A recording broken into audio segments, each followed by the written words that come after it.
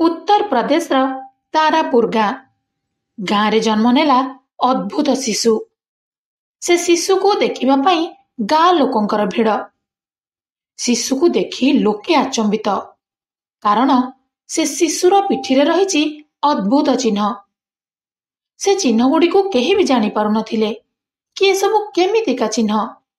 किए कहूथिला भगवान को रूप, किए पूजा करिवा पई कहूथिला तो किए कहूथिला चर्म रोग।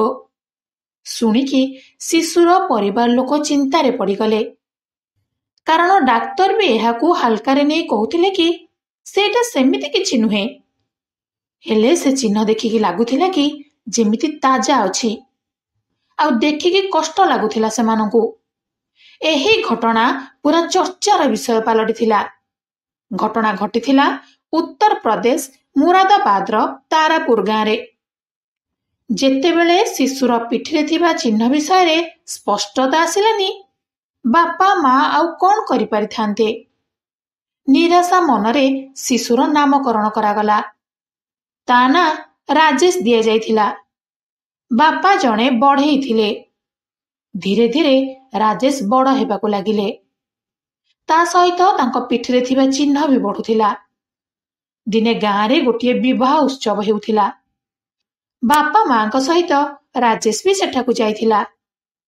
हेले जेमिति सेठारे बाण फुटिला, राजेश भीषण डरीगला। ता शरीर नील पड़ीगला। माँ देखिकी पूरा डरीगले। सांगे सांगे ताकू नहीं हॉस्पिटल गले। डाक्तर परीक्षा निरीक्षा परे कहले कि किछि भी होइनी। भीषण भावरे डरी जिबा कारणरु ता शरीर नील पड़ी जाइछि। साधारण औषध देई डाक्तर तांको घर को पठेई देले। हेले घर को आसी राजेश कर माँ जोर जोर कांदिबाकू लागिले। जेबे राजेश को बापा पचारे कि काहे कांदुच, सेतेबेले तांको स्त्री कहिले कि ये तो सामान्य बाण को एते जोर डरी जाउछि जे तार अवस्था एते खराब होई गला। बड़ हेले कौन हेबो के जानी। राजेश को बापा तांको सांत्वना देले, कहले बड़ हेले सब ठीक होई जिवो। राजेश बड़ हेउथिले। तांको बयस 3 वर्ष होई जाइथिला। जेते बेले भी बाण फुटुथिला से एते जोरे डरी जाउथिला जे ताको संभाळिबा मुश्किल हे जाउथिला। एथिपाई राजेश को घरे दीपावली भी ठीक रे पालन करा जाउ नथिला। राजेश को पूरा घर भितरे रखा जाउथिला। राजेश बड़ होई 9 वर्षर होई जाइथिला। स्कूल ले भी जदि जोरे शब्द हेउथिला से डरी जाउथिला। प्राय समय रे राति रे भी स्वप्न रे से चिल्लाउथिला। कहूथिला कि माँ मते बहुत कष्ट हेउछि, किए मते गुली मारी देछि। माँ भी डरी जाई राजेश को कुंढाई पकाउथिले। राजेश कर एमिति अजब अजब हरकतर कोनोसी समाधान काहा पाखरे भी नथिला। केतेबेले राजेश को तांत्रिक पाखकू, केतेबेले ज्योतिष पाखकू, तो केबे डाक्तर पाखकू, तो केबे मौलवी पाखकू निया जाउथिला। बापा माँ भाबुथिले कि केउ जागारे तो हेले यार समाधान होई परिबो, मो पुअर कष्ट कमी जिवो। हेले काहा पाखरु किछि समाधान मिलु नथिला।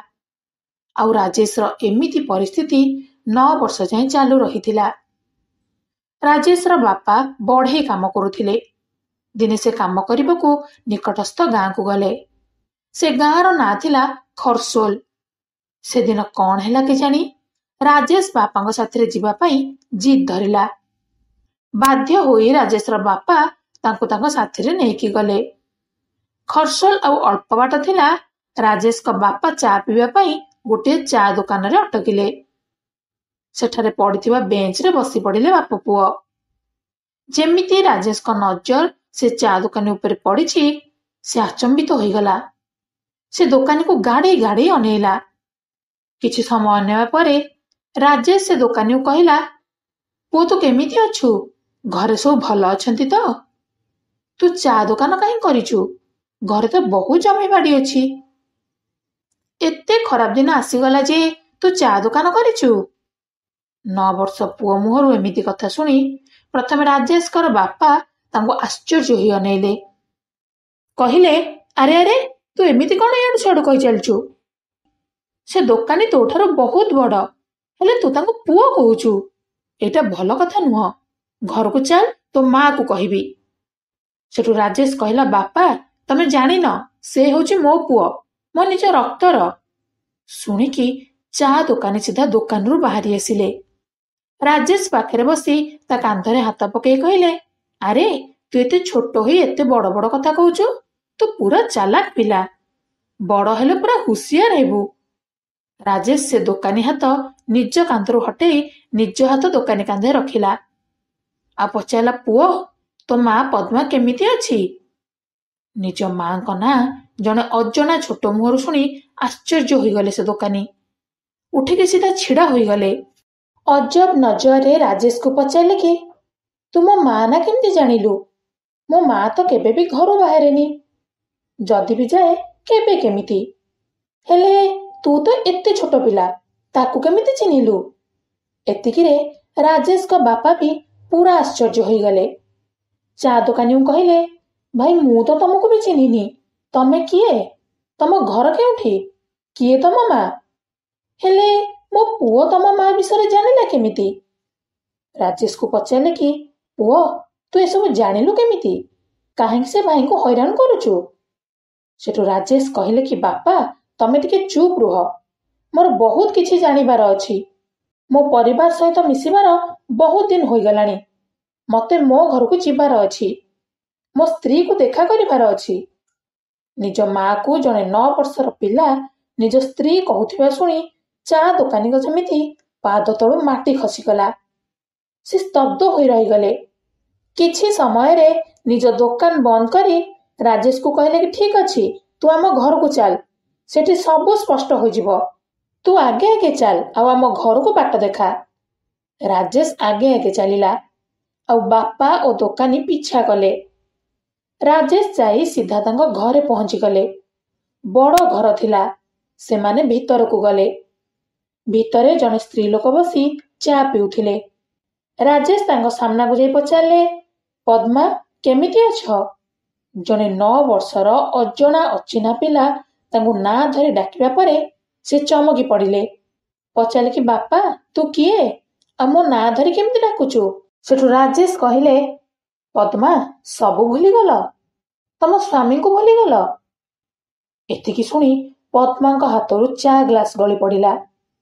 ସେ ଆଶ୍ଚର୍ଯ୍ୟଚକିତ ହୋଇଗଲେ। ତାଙ୍କ ଦେହରୁ ଗମ ଗମ ହୋଇ ଝାଳ ବାହାରିଲା। ପଚାରିଲେ କି, ତୁ କିଏ ଆଉ ଏମିତି କଥା କଣ କହୁଛୁ? ମୋ ସ୍ୱାମୀ ତ 10 ବର୍ଷର ନିଖୋଜ ଅଛନ୍ତି, ଆଉ ମୁଁ କାହିଁକି ତାଙ୍କୁ ମାରିବି? ସେଠୁ ରାଜେଶ କହିଲେ, ମୁଁ ତ ଖାଲି କହିଥିଲି। ପଦ୍ମା ସବୁ ଭୁଲିଗଲ? ତମ ସ୍ୱାମୀଙ୍କୁ ଭୁଲିଗଲ? ମୁଁ କେତେବେଳେ କହିଲି କି ତମେ ତମ ସ୍ୱାମୀଙ୍କୁ ନିଜ ହାତରେ ମାରିଛ ବୋଲି? ଏତିକିରେ ପଦ୍ମା ଫସିଗଲେ। ରାଜେଶ ତାଙ୍କ ପୁଅକୁ କହିଲେ କି, ପୁଅ ଏବେ ବହୁତ ରାଜ ବାକି ଅଛି, ସବୁ ଗୋଟି ଗୋଟି କରି କହିବି। ଚା ଦୋକାନୀ ଚିନ୍ତାରେ ପଡିଗଲେ। ଭାବୁଥିଲେ କି କେଉଁ ରାଜ କଥା କହୁଛି ରାଜେଶ।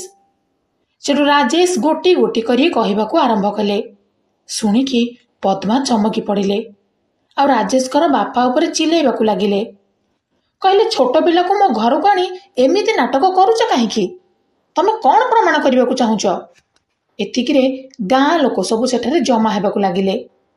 ସେଠୁ ରାଜେଶ କହିଲା କି, ରହିଯା ପଦ୍ମା, ମୁଁ ତମର ସେହି ସ୍ୱାମୀ ବିଶ୍ୱମ୍ବର। ମୁଁ 35 ବର୍ଷର ଥିଲି ଆଉ ତମେ ମୋ ସହିତ ଏସବୁ କରିଥିଲ।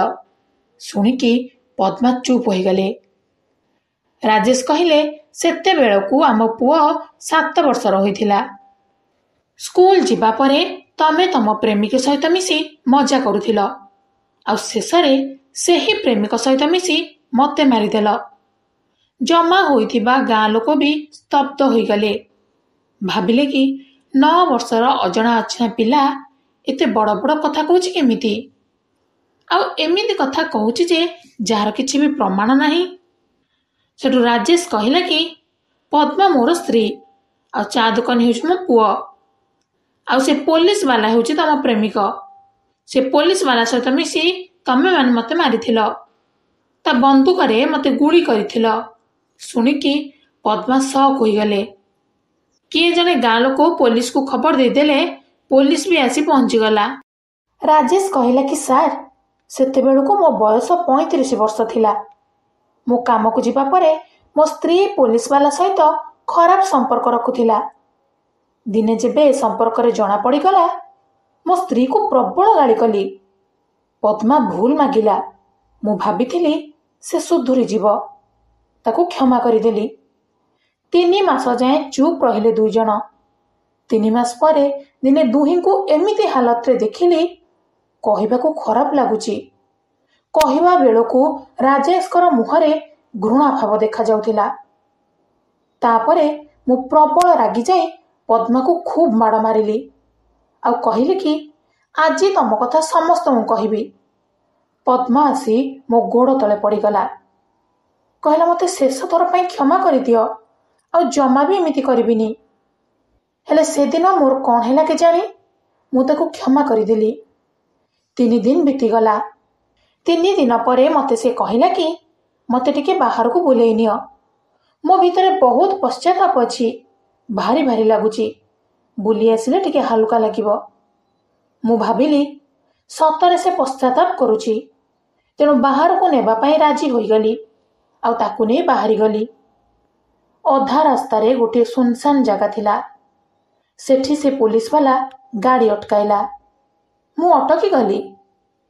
ଯେମିତି ଅଟକିଛି, ସେ ମୋତେ ବନ୍ଧୁକ ଦେଖେଇଲା। ସନ୍ଧ୍ୟା ସମୟ ଥିଲା। ବନ୍ଧୁକ ଦେଖି ମୁଁ ଧାଇଁବାକୁ ଚେଷ୍ଟା କଲି। ହେଲେ ସେମାନେ 2 ଜଣ ମୋତେ ଧରି ପକେଇଲେ। ପୋଲିସବାଲା ମୋତେ ଗୁଳି ମାରିଲା। ଆଉ ମୁଁ ମୁହଁ ମାଡ଼ି ତଳେ ପଡ଼ିଗଲି। ତାପରେ ପଦ୍ମା ବି ମୋତେ ଗୁଳି ମାରିଲା। ଗୁଳି ମାରିବା ପରେ ସେମାନେ ମୋତେ ପାଖରେ ଏକ ନିକାଞ୍ଚନ ଜାଗାରେ ପୋତି ଦେଇଥିଲେ। ଆଗରୁ ସେ ପୋଲିସବାଲା ଗାତ କରି ରଖିଥିଲା। ଯଦି ମୋ କଥାରେ ବିଶ୍ୱାସ ହେଉନି, ତାହେଲେ ମୋ ସହିତ ଚାଲନ୍ତୁ। ସେ ଜାଗା ଖୋଳିଲେ ସବୁ କଥା ବାହାରି ଆସିବ। 10 ବର୍ଷ ହୋଇଗଲାଣି।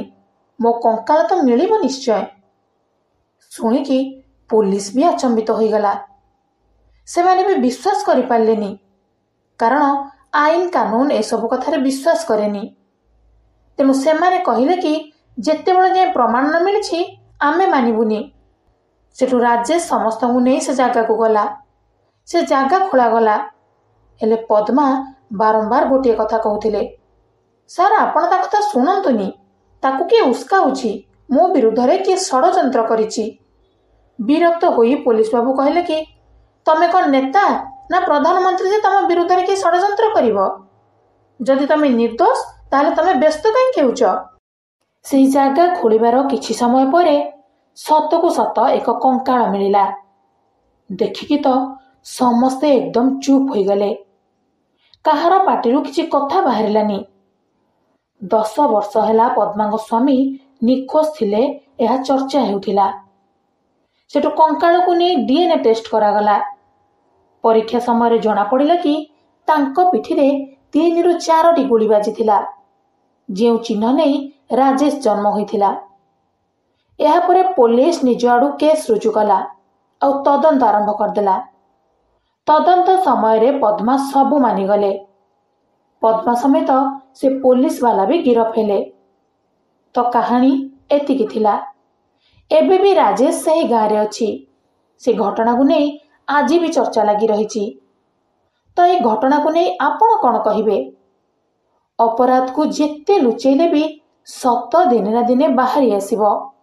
ଏ ଘଟଣା ହେଉଛି ତାହାର ଏକ ଜ୍ୱଳନ୍ତ ଉଦାହରଣ। ଆପଣ ନିଜର ନାଁ ସହିତ ଜାଗା ନାଁ ଲେଖି କମେଣ୍ଟ ବକ୍ସରେ ନିଜର ମତ ଦେବେ। ଭିଡ଼ିଓ ଭଲ ଲାଗିଥିଲେ ଲାଇକ୍ ସେୟାର କରି ଚ୍ୟାନେଲକୁ ସବସ୍କ୍ରାଇବ୍ କରିଦେବେ। ଆଉ ବେଲ୍ ଆଇକନ୍କୁ ଅନ୍ କରିବାକୁ ଜମା ବି ଭୁଲିବେନି। ତ ଏଠି ଗୋଟିଏ କଥା ଆମେ କହିବାକୁ ଚାହିଁବୁ। ଆଜିର ବିଜ୍ଞାନ ପୁନର୍ଜନ୍ମକୁ ନେଇ କିଛି ବି ପ୍ରମାଣ କରିପାରିନି। ହେଲେ ବିଭିନ୍ନ ସମୟରେ ଏମିତି ଘଟଣା ଘଟି ଚାଲିଛି। ଗତ ଭିଡ଼ିଓକୁ ସମ୍ପୂର୍ଣ୍ଣ ଦେଖିବା ସହିତ ଲାଇକ୍ ସେୟାର ଓ କମେଣ୍ଟ କରିଥିବା ବ୍ୟକ୍ତିମାନେ ହେଲେ ଅଜୟ ସୁତାର, ତନିଷା ତନୟା ଭୁବନେଶ୍ୱର, ମାନସୀ ସ୍ୱାଇଁ, ପ୍ରଶାନ୍ତ ସ୍ୱାଇଁ ଜଗତସିଂହପୁର, ରାଜୁ ମଣ୍ଡଳ ଗଜପତି, ରୋହିତ ପାଣି ଢେଙ୍କାନାଳ, ପ୍ରଭାତ ନଳିନ ମିଶ୍ର ଆନନ୍ଦପୁର, କମ୍ଭପାଣି ପ୍ରଧାନ ପଳାଶଗୁରା, ସୁଧୀର ତ୍ରିପାଠୀ, ଧରଣୀ ବେହେରା କ୍ଷୀରାଙ୍ଗ, ଶଶିରଞ୍ଜନ ମାଝୀ, ଏମିତି ଆହୁରି ଅନେକ ଦର୍ଶକ ଅଛନ୍ତି ଯେଉଁମାନେ ଆମ ଚ୍ୟାନେଲକୁ ବହୁତ ସାରା ଭଲ ପାଇବା ଦେଉଛନ୍ତି। ସେମାନଙ୍କୁ ଅନେକ ଅନେକ ଧନ୍ୟବାଦ।